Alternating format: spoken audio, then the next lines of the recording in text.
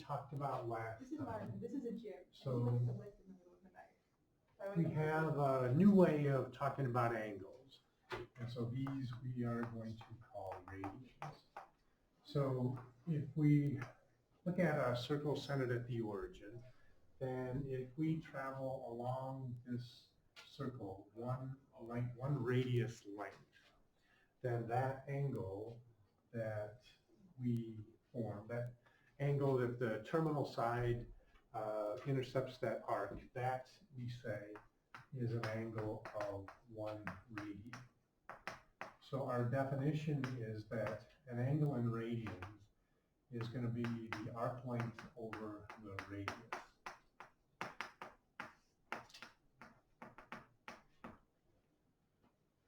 So in particular then, that means since the circumference of a circle is 2 pi r and radius length is 1 radian, that means that there are 2 pi radians in one full circle.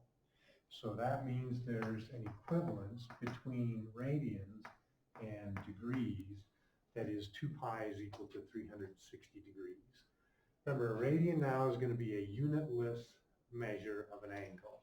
So we can, eventually we're going to talk about, for example, sine x, cosine x, starting today actually, and tangent of x as functions, as real valued functions.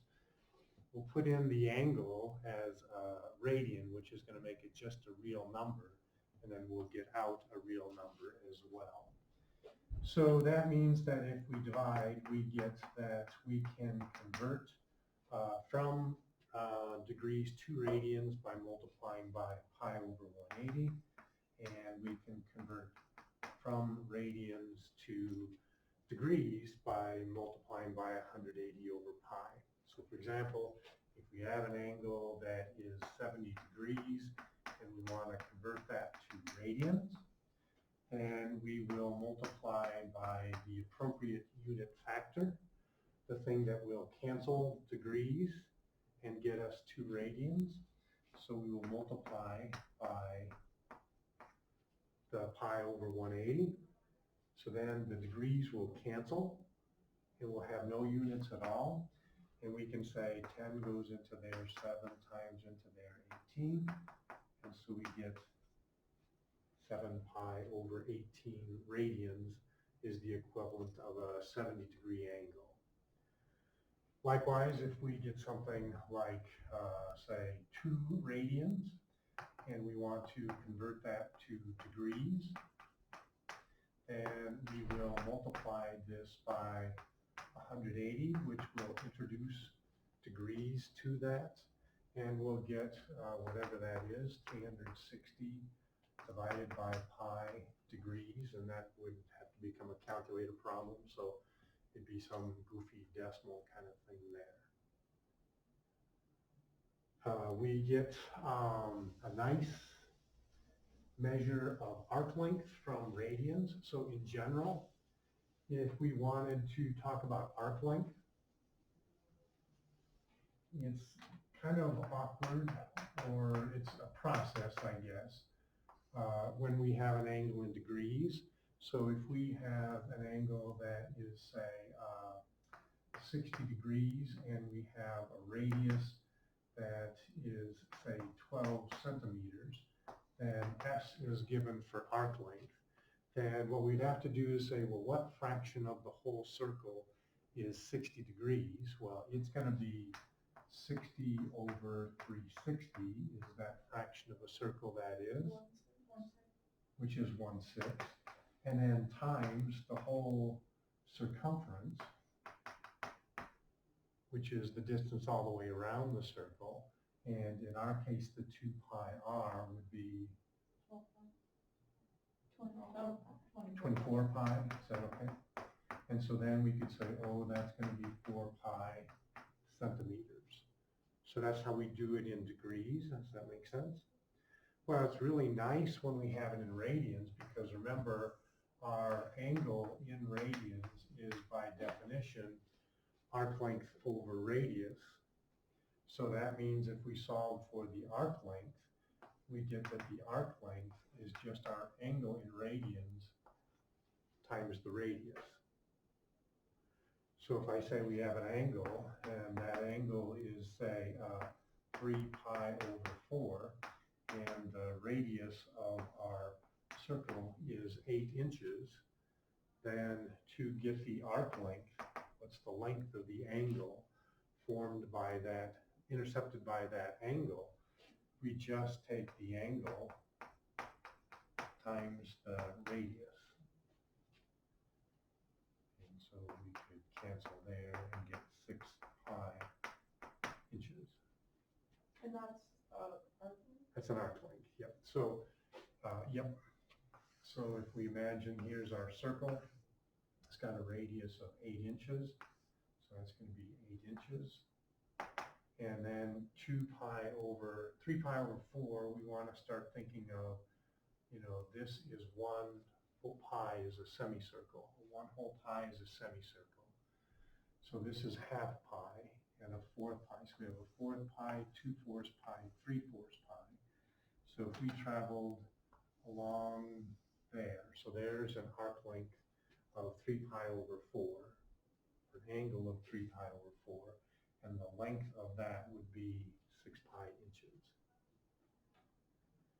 Is that okay? Questions on any of the homeworks or anything like that? Okay, so I want to talk more about our chart and add another dimension to that. That is, we're trying to know and understand, know from memory these values of sine and cosine, and we'll add to that down the road. So we have theta in degrees, theta in radians, the sine of theta, and the cosine of theta. So we have said that we need to know those 5 angles that are in quadrant 1, and then we're going to start working our way around the unit circle so that we know the sine and cosine of any multiple of those 30, 45, 60-degree angles that appear in quadrant 1. So we have 0 degrees, we have 30 degrees, we have 45 degrees, 60 degrees, and 90 degrees. And so quizzes on these are going to start to begin when we come back from Thanksgiving. So now in radians, what we want to be able to do, so here's our unit circle, and we know that this angle is going to be 0 degrees, and we'll get 45 degrees is here, and we know 90 degrees are there. We're familiar with that from what we know about degrees. And this is going to be 30 degrees, and this will be 60 degrees, and we get to there. Now we want to also know these in radians, and we want to not have to be converting all the time. So we want to have the same kind of intuitive feel for what is a pi over 6 degree angle that you right now have with what is a 30 degree angle. And so you can see that these are going to go in order, that this will be 0 radians. A 60 degree angle is the same as pi over 6. It's 1/6 of pi, right? And 1/6 of 180 degrees would be 30 degrees. So a 30 degree angle and a pi over 6 angle are the same. They're just 2 different names for the same thing, 1 in degrees, 1 in radians. A 45 degree angle is a pi over 4 angle. A 60 degree angle is a pi over 3. It's 2 of those pi over 6s is pi over 3, just like 2 30s make the 60. And similarly, pi over 2 is going to be our 90, which is 3 of the pi over 6s, or 2 of the pi over 4s. So we see then, in order, this goes 0, pi over 6, pi over 4, pi over 3, pi over 2. So you know that the bigger the denominator, the smaller the fraction, or the smaller the denominator, the bigger the fraction. So you can see how these go from small to big. And so we want to, I will do this a lot, you giving a hand gesture where I'm going to say the angle goes 0, pi over 6, pi over 4, pi over 3, pi over 2. And we're going to want to know the sine and the cosine and eventually the tangent and other trig functions for any multiple of in degrees, but we're going to more and more start moving into radians. So what is the sine of pi over 6? What is the cosine of pi over 3? What is the tangent of 3 pi over 4? What is the sine of 11 pi over 6? And so on. And so we want to be able to do these, maybe not from memory like you know your multiplication facts, but like a 5-second or less question to figure out what is, you know, the cosine of 5 pi over 3. Okay, it can't be something that takes you like 2 minutes to come up with, or that you can't do at all. So the sine, remember, the sine starts small. So sine of 0 is 0. These are going to be our 5 values. I'm going to have to get this out of the way. So sine starts small and gets bigger, and the 5 values we know are going to be 0, 1/2, square root of 2 over 2, square root of 3 over 2, and 1. And cosine starts big and it goes in reverse order. The same 5 values. So 1, square root of 3 over 2, square root of 2 over 2, 1/2, and 0. And so these we need to know. And you can, you know, use that unit circle that, you know, that you see there to visualize it, so you can see the equivalence between degrees and radians, that you can see, you know, these commonly known angles, these ones that we want to be really familiar with. So if we want to know, then, and we want to then extend this beyond just the quadrant 1.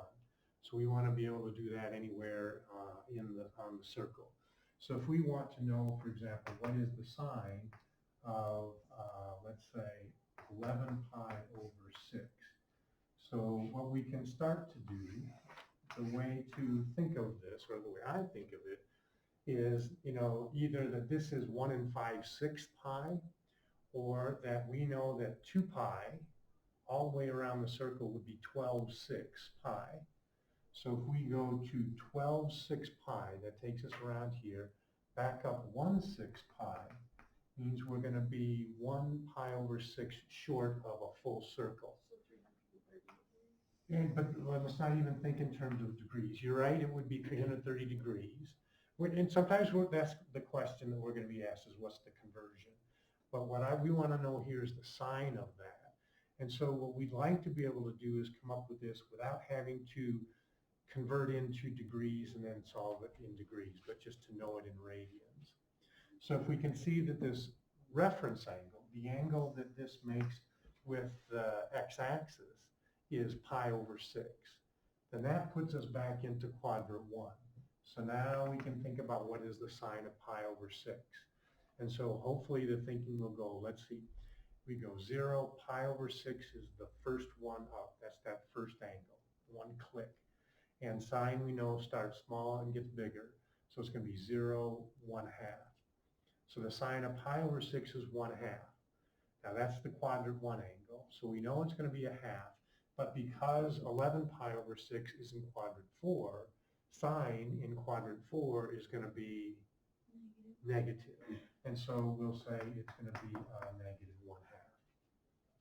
See how that works? If we do something like the cosine of, say, 4 pi over 3, then we'll think 4 pi over 3 is like 1 1/3 pi.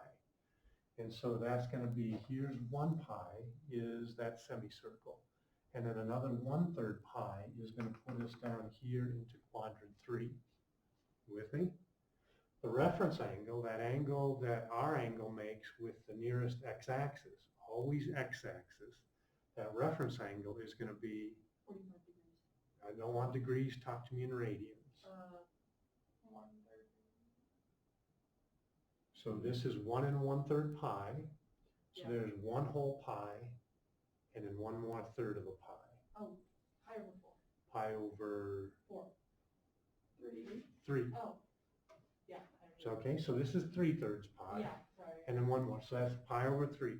Now that's going to put us back into quadrant 1. So let's see. We go 0, pi over 6, pi over 4, pi over 3.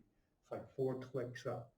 So cosine is gonna start big. So we go 1, square root of 3 over 2, square root of 2 over 2, 1/2. So the cosine of pi over 3 is 1/2. And cosine in quadrant 3 is negative. So this is also a negative 1/2. That make sense? Wait, so it goes positive sine, positive cosine. So think of it as the x and y coordinates, right? Because cosine is the x coordinate of a point on the unit circle. So which quadrants is the x coordinate going to be positive in? 1 and 4. 1 and 4. That's where cosine is positive. And cosine is going to be negative in 2 and 3. Sine is the y coordinate. Which quadrants will it be positive in? 1 and 2. 1 and 2, and it's going to be negative in 3 and 4. Tangent is sine over cosine. So it's going to be positive when sine and cosine are the same sign, and negative when sine and cosine are different in sign. So the positive quadrants for tangent are going to be 1 and 3, and the negative quadrants will be 2 and 4. That make sense? Okay. All right, well, I want to move on here, and we want to start talking about, now that we have this way of making sine and cosine into real valued functions, let's talk about how to graph these things. How can we graph y equals sine x? And then we'll talk about what's the graph of y equals cosine x look like. And then we're going to add in all of those things that we do with everything we graph. How can we reflect it, stretch it, shrink it, translate it, and put all of that in there? So to start with, I'm going to kind of refer to, I'm not going to do it in this detail except for this one time. So I'm going to look at our unit circle, and then we're going to try to convert that into a graph on an XY axis. So we know that sine at 0, sine of 0 is, maybe we know, maybe we don't. 0. Or Sine of 0 is the y coordinate at this point right here. 0.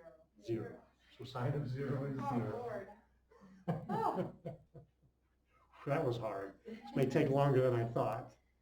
So I'm going to just put some markings here. I'm going to say there's pi over 2, but we're going to work our way. So there's pi over 4, and then there's going to be pi over 6, and here's going to be pi over 3. So the sine of pi over 6 is going to be, I'm going to make this be a 1. I'm going to call that a 1 there, and a negative 1. So first off, I guess we should say sine is the y coordinate as we go around the circle. So what's the biggest sine is ever going to be? 1. And what's the smallest sine is ever going to be? So our entire graph is going to be between negative 1 and 1. This is why I remember. Yes. And as we go around, you're going to see it's going to repeat itself, right? So we're going to start here. We'll get whatever we get in one trip, and then the next trip is going to just reproduce that same thing. So we're going to see a periodic function. Sine is a periodic function from the language we've used earlier. So pi over 6, sine is what? Sine starts small and gets bigger, so it goes 0, 1/2. So it's going to be a half. So we're going to be right there. And the next one gets a little harder. So now the sine of pi over 4 is square root of 2 over 2. Square root of 2 is roughly 1.4. So 1.4 over 2 is bigger than a half, but not a whole lot bigger. So we're going to be right in there. And then pi over 3, sine of pi over 3 is going to be square root of 3 over 2, which is like 1.7 over 2. So that's even bigger still. And finally at pi over 2, sine of pi over 2 we said is 1. So that's the biggest it's going to be. So the idea is what you get here is a curve. It's not going to be a straight line. Now we are going to kind of expedite things a little bit here. So let's jump to pi. So there's pi. Now as we went around the circle here and we found these y values, we did sine of pi over 6, sine of pi over 4, sine of pi over 3, sine of pi over 2. As we work our way back down this way, this sine of 2 pi over 3 is going to be the same as that sine of pi over 3. right? There's going to be that symmetry. And likewise, the sine of 3 pi over 4 is going to be the same as the sine of pi over 4. And the sine of 5 pi over 6 is going to be the same as the sine of pi over 6. So what we did in kind of climbing up to the top of this hill, we're going to descend and go in exactly the same way. So if I just flip this over, that's going to be that graph. Does that make sense? We just kind of loop above the x-axis. Now, as we work our way into quadrant 3, now the sine of 7 pi over 6 is going to be the same as the sine of pi over 6, except that now we're below the x-axis, so it's going to be negative. And likewise, the sine of 5 pi over 4 will be the negative of the sine of pi over 4. So if you imagine flipping this thing over the x-axis, then we're going to get that same thing. And it doesn't look like it's on mine, but these are supposed to be like the same, loop above and loop below. That will take us to one full circle, one full cycle, one full trip around the circle. And then as we continue again, this will just duplicate itself over and over again, forever. Likewise, if we went around the circle in the negative direction, this will continue in the negative direction as well forever. So sometimes this is, if you kind of take a step back, this is referred to as a sine wave because it kind of looks like an ocean wave that goes on and on and on forever. Okay, it is a periodic function because it keeps repeating itself over and over again.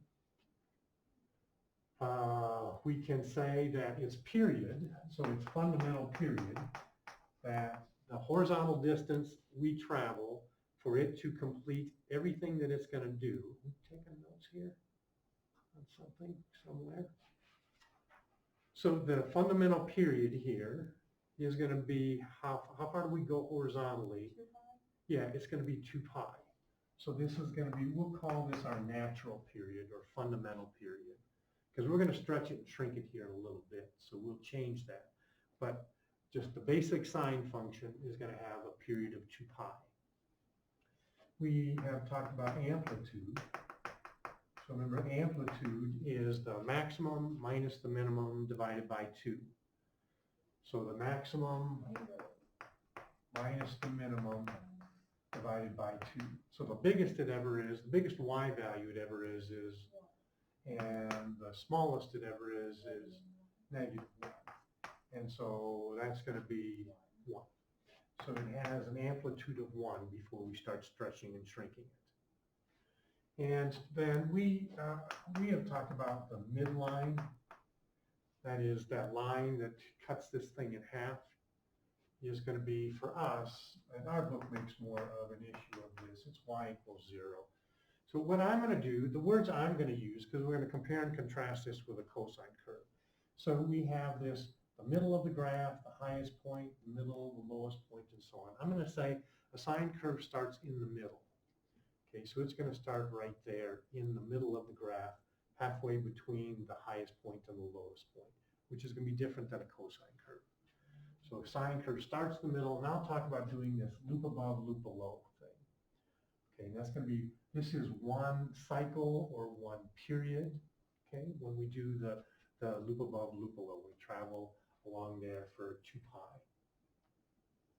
Okay, so let's do, I'm going to leave that up and then we'll compare and contrast it to a cosine x. So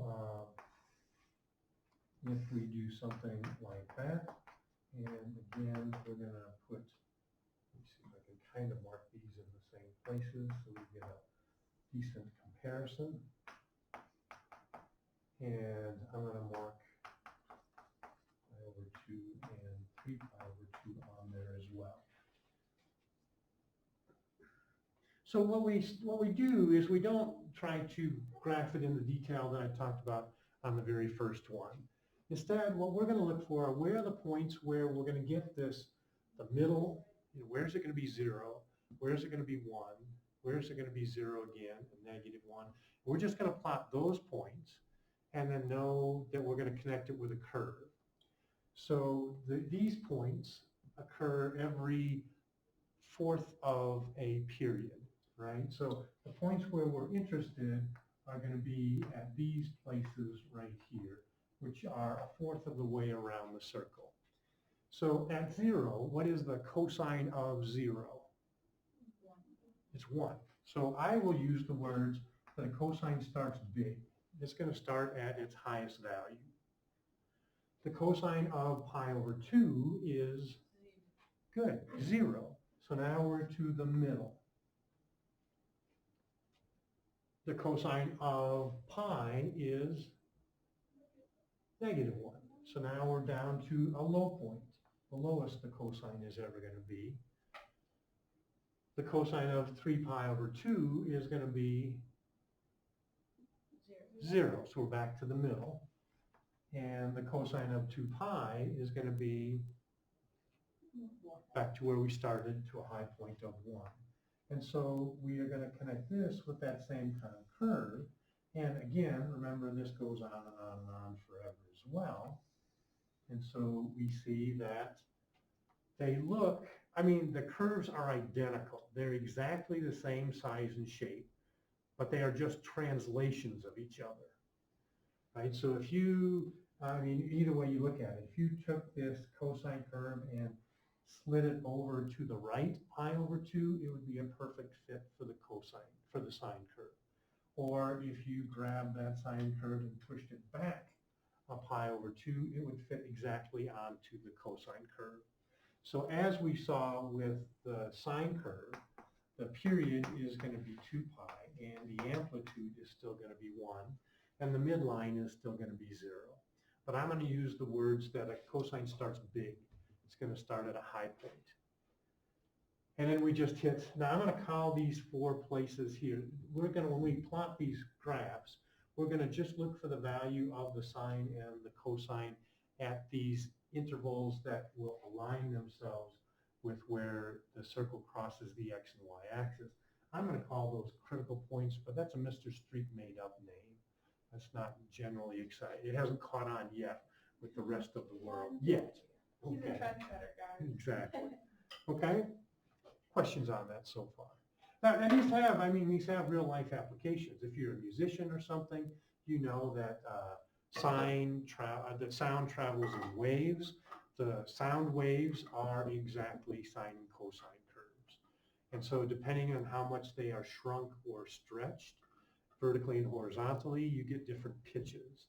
So what you call frequency is related to the period.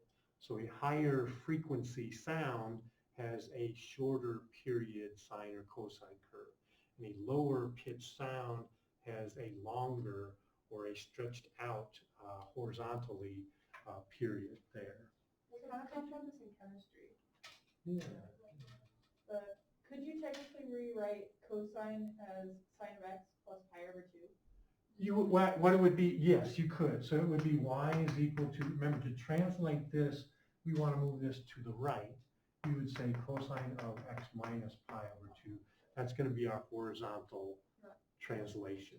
Or we could, so that would be equal to the sine of x. Those are exactly the same curve. Okay. And likewise, we could say the sine of x plus pi over 2 is equal to the cosine of x. So if we move that one back, pi over 2. Okay, so let's look at what these different things do. So first we're going to look at what happens to, say, a sine x or a cosine x. As my amplitude multiplied? Yes, that is exactly right. That's going to be what we call the vertical stretch. And for us, in the case of a periodic function, that means it's going to change its amplitude. So if we do something like, say, y equals 3 sine x, then we're going to just graph one period of this. Now, it's not going to change what it does horizontally. So what I'm going to do is mark on here these 4 what I call critical points. That's going to be, I'm going to put it in here, well, pi over 2, pi, 3 pi over 2, and 2 pi. Now we know that the biggest sine will ever be is 1, and the smallest it will ever be is negative 1.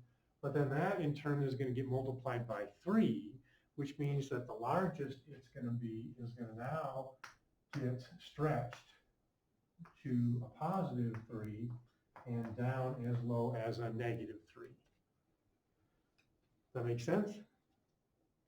So again, what we say is that 0, sine of 0 is 0, times 3 is still going to be 0, so sine is going to still start in the middle. At pi over 2, sine is 1, times 3 will take us all the way up to 3.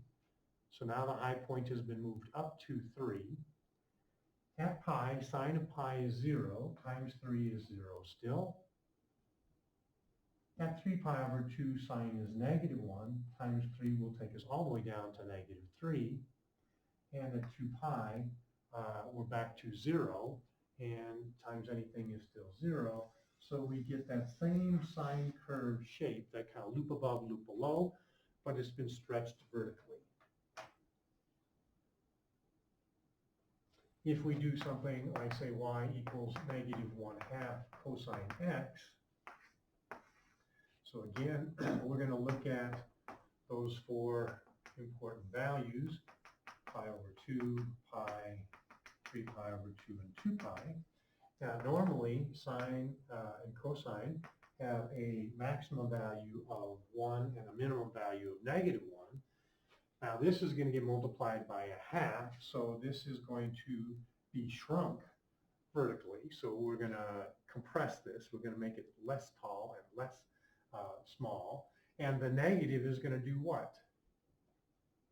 Flip it in the x. So normally, a cosine starts big, but because of the reflection, it's going to start small. So cosine of 0 is 1 times negative 1/2. We're going to start it at negative 1/2. Cosine of pi over 2 is going to be 0 times anything is still 0. Cosine of pi is negative 1 times the negative 1/2 will take us up to a positive 1/2. And then we're 0, and then we're back where we started. And so we still get this, what's becoming familiar, cosine curve, but it's been shrunk vertically. Okay, so here's where, and this is where I think that the horizontal stretch and shrink makes the most sense, is when you do it with something like a sine or a cosine.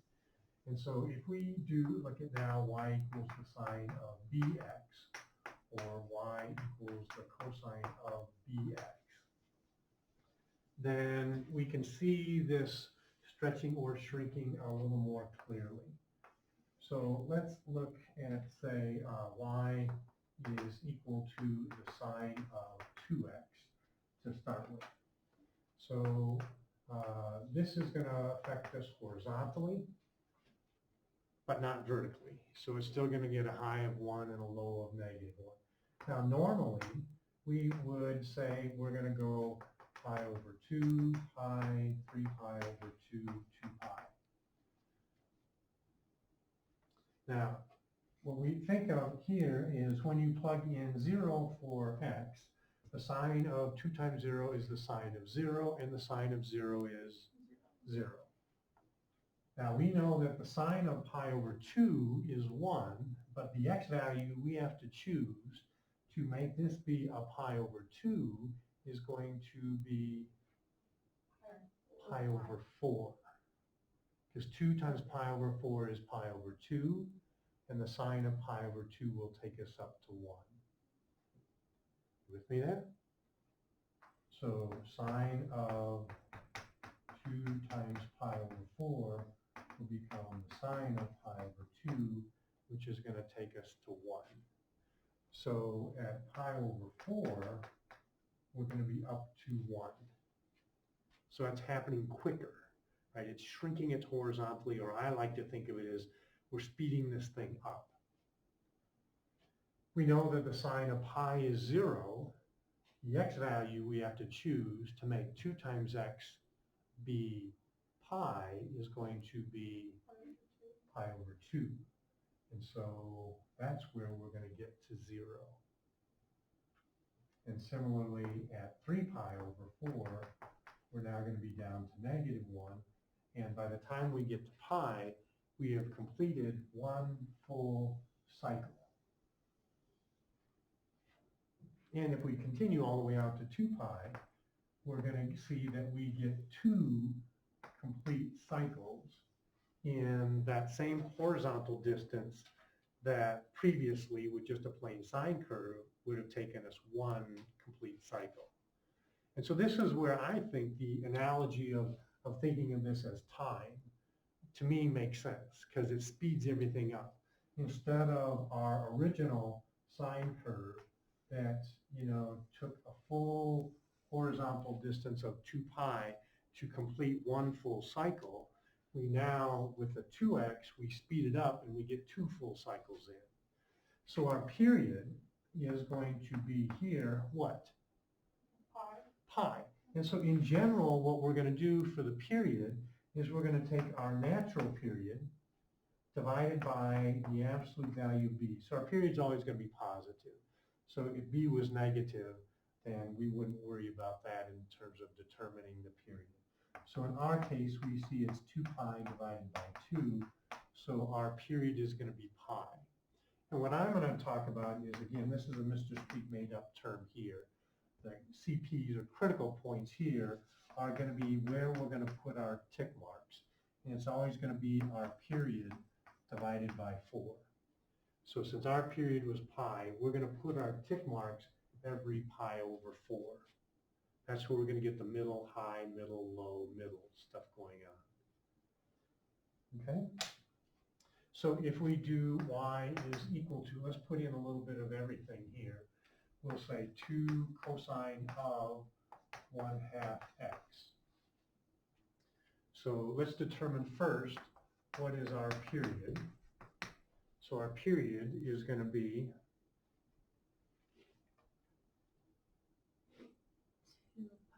2 pi divided by 1/2. So that's 4 pi. So to divide by a half is to multiply by the reciprocal. So it's going to be 4 pi.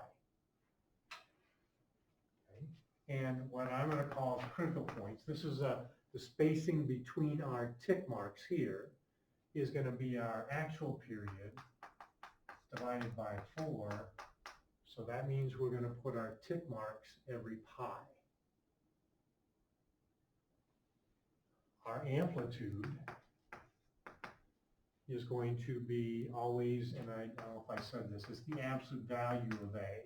So the amplitude is always positive. If this had been a negative, that would reflect it, but we would still say the amplitude is going to be a positive.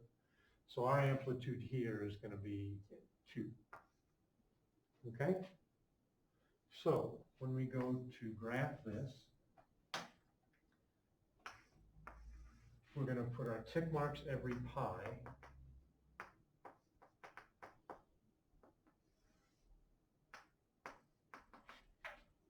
I'm trying to get kind of a scale that's comparable to what we just did.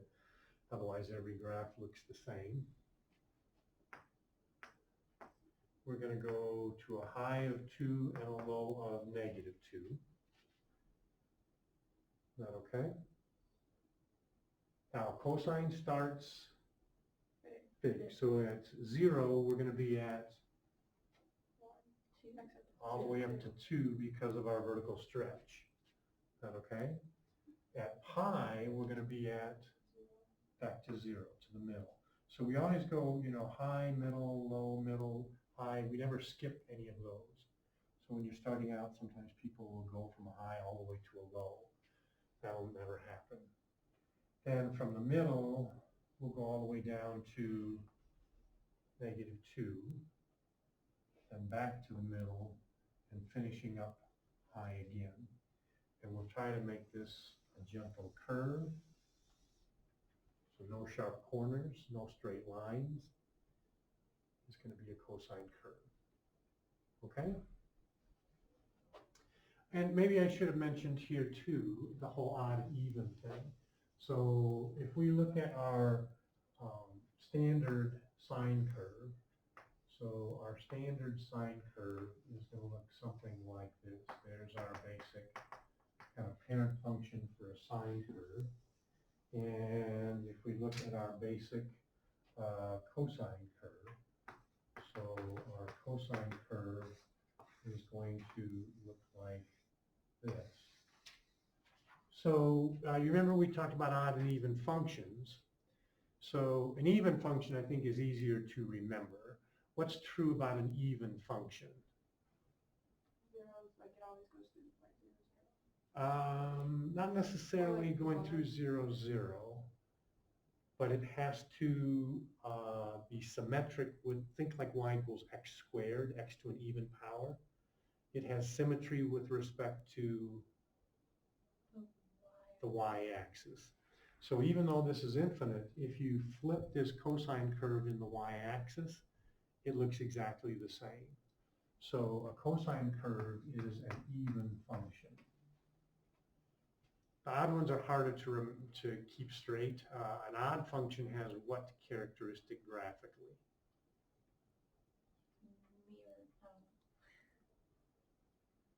It's symmetric Virtual axis? in, not in the x-axis, because that would be a function, right? The ones that have symmetry in the x-axis aren't going to be functions.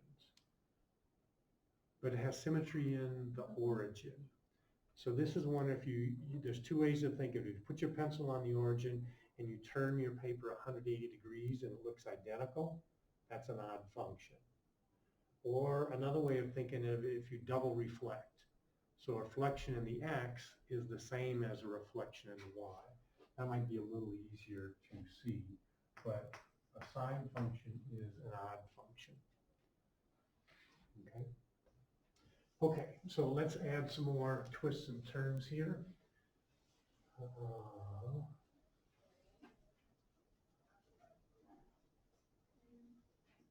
So let's just jump to the whole ball of wax here.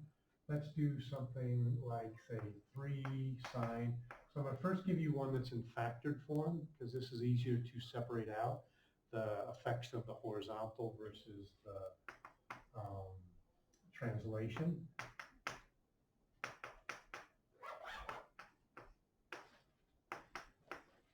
Okay, so we have y is equal to 3 sine 1/2 times x minus pi over 4 plus 1.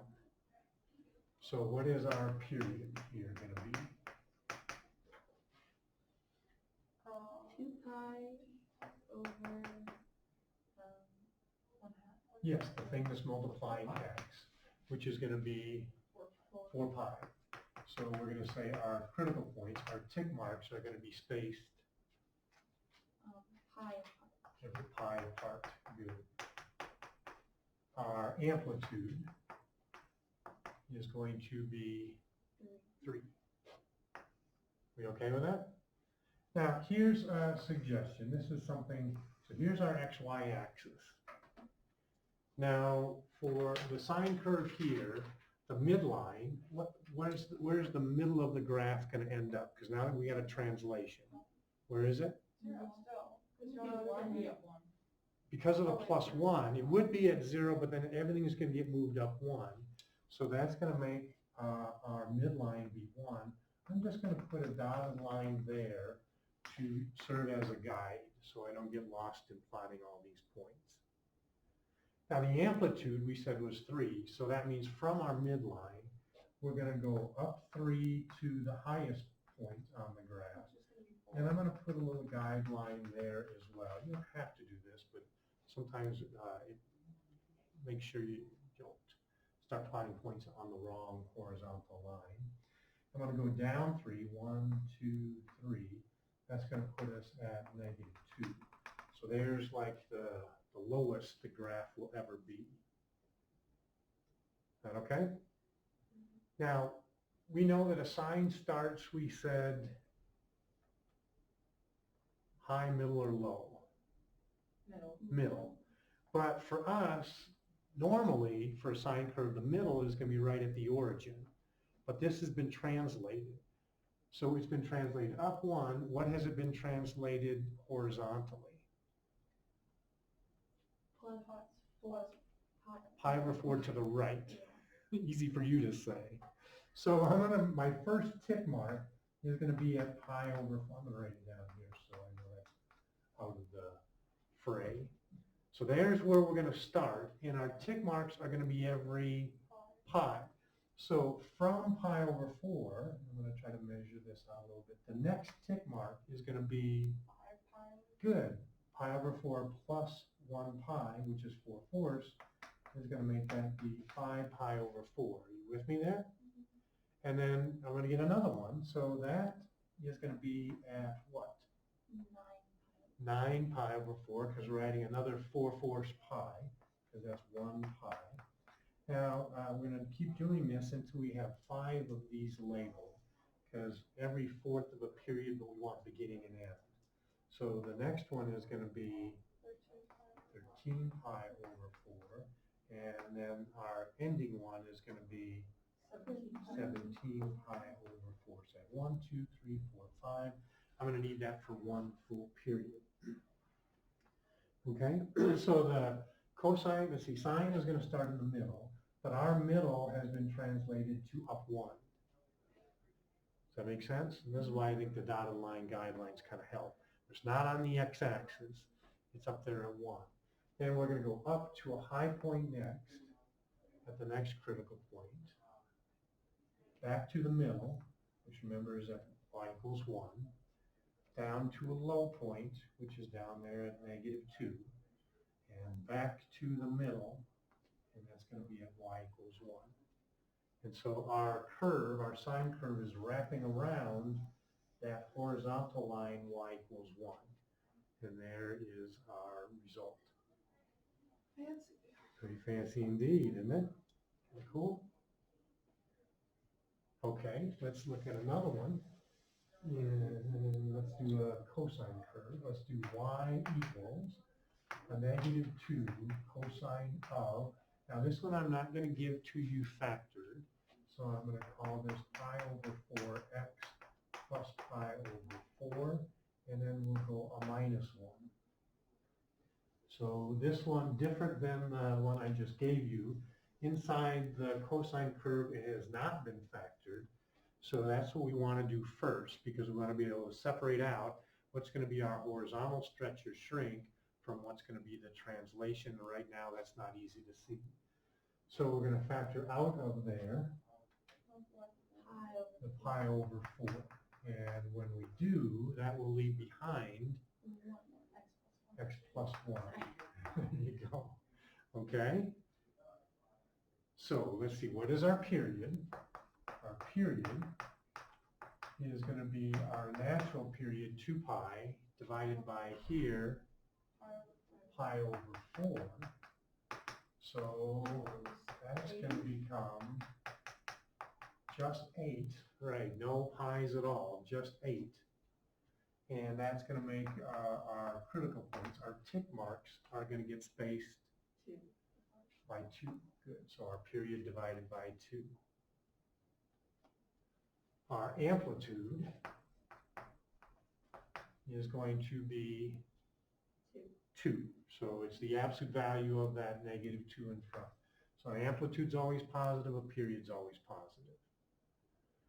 Okay, so let's see what we got here. Here's our xy axis. Our midline, this has been translated up or down and how much? Down 1. So we're going to put, I'm going to put a dotted line here at -1. That's going to be the middle of our graph. Our amplitude we said was 2. So I'm going to go 2 up and put down a dotted line and 2 down. And put a dotted line. So that's going to be 1, -1, and -3. Okay, so this is going to start at where horizontally? -1. Because the x plus 1 is translated left 1. Is that okay? That's going to be my first tick mark, is -1. Our next tick mark is going to be at positive 1, because we add 2 to where we started. You okay with that, Heidi? Yeah. Okay, so that's going to be at 1. And then the next one will be at 3. Good. And then 5, 7, 9. okay. Let's see, we have 1, 2, 3, 4, 5 is going to be enough. So I think we can go to 7 and hold off. Okay? Now, cosine normally starts big, but because this is a negative cosine, we're going to start small. So we're going to be down here. So at x equals -1, we're going to be all the way down to a y value of -3. Remember, we're just going to skip over the y-axis. We're not plotting a point there because our next critical point's over here, +1. And that's going to be in the middle, which is at a y value of -1. Easy to try to plot a point on the y-axis every time, and this one we're not going to. When we get to 3, we're up to a high point, and then at 5, we're to the middle, and by 7, we're back to a low point. We have very even spacing there. And we're going to try to draw our cosine curve. Kind of cool? All right. Well, should we come to the board and do one? We could do one on our papers. Okay, we can do I that like one. having graph lines. Good choice. Let's do number 6. Should we do number 6? What's number 6? And I just picked it. You can do it right there on your paper. What is number 6? -3 cosine pi over 2x plus pi over 8 parentheses -2. So that. Okay. Yeah, factor first. We're going to factor out the, Pi over 8. not the pi over 8, the pi over 2. Oh. Whatever's multiplying the x is what we're going to, we want the coefficient of x to be 1. Oh. That's what drives it. So this will be -3 cosine of pi over 2. Now remember, when you factor something out, you divide by that. So that's going to make that pi over 8 into 1/4. So plus 1/4. Yuck. Okay. Alrighty, so that means the period's going to be Period is going to be 2 pi over pi over 2, which is 4. 2, which is going to be 4. So our tick marks are going to get spaced. 4 apart. And then amplitude's going to be How about 1 apart? Or 1 1 apart? apart. Amplitude is going to be 3. Nice. Okay. And then our midline is -2. Nice. Midline at -2.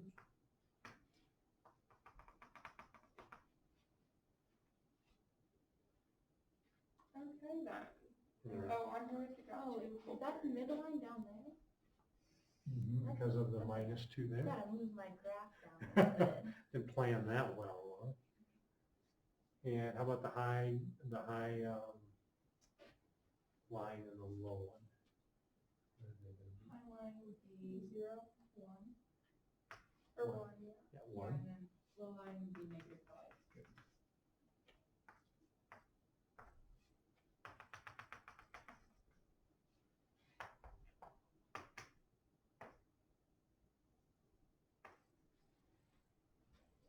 Wait, why would it be -5? Because it's down 3. Because it's So, the. yeah, is that right? So our midline is -2, and then because of this amplitude, we're going to go up and down 3 from there.